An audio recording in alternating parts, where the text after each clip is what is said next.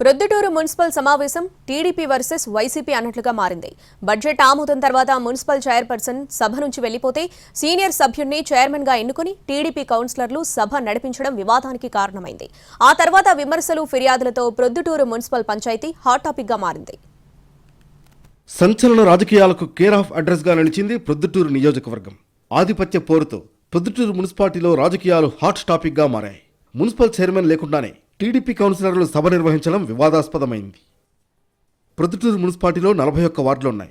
ఒక వార్డు మినహాయిస్తే 40 వార్డులకు కౌన్సిలర్లు ఎన్నికయ్యారు. అందులో 39 మంది వైసీపీ కౌన్సిలర్లుంటే టీడీపీ నుంచి ఒక్కరే విజయం సాధించారు.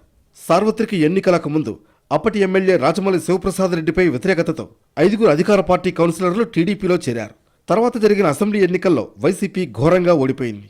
ప్రొద్దుటూరులో వరదరాజుల రెడ్డి ఎమ్మెల్యేగా గెలుపొందారు.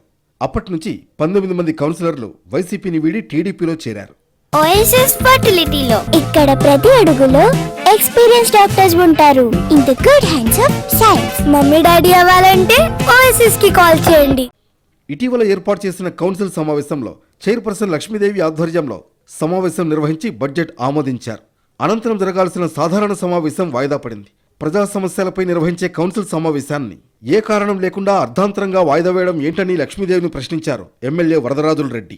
చైర్పర్సన్, వైస్ చైర్మన్ లేకపోవడంతో సభలో ఉన్న టీడీపీ మద్దతుదారులైన 19 మంది కౌన్సిలర్లతో సమావేశం నిర్వహించారు. ప్యానెల్ కమిటీ చైర్మన్ గా 5వ వార్డు కౌన్సిలర్ మురళీధర్ రెడ్డిని సభ్యులు ఎన్నుకున్నారు. మురళీధర్ రెడ్డి ఆధ్వర్యంలో సాధారణ సమావేశం నిర్వహించి ఎజెండాలోని అంశాలకు ఆమోదం తెలపడంతో సమస్య భగ్గుమంది. తాను వాయిదా వేసిన సభను ఎలా జరుపుతారంటూ చైర్పర్సన్ లక్ష్మీదేవి, వైసీపీ కౌన్సిలర్లు జిల్లా కలెక్టర్కు, మున్సిపల్ రీజనల్ డైరెక్టర్కు ఫిర్యాదు చేశారు. వైసీపీ ఫిర్యాదు చేయడంతో టీడీపీ విమర్శలు ఎక్కుపెట్టింది. దీంతో ప్రొద్దుటూరు మున్సిపాలిటీలో టీడీపీ వర్సెస్ వైసీపీ అన్నట్లుగా పరిస్థితి మారిపోయింది.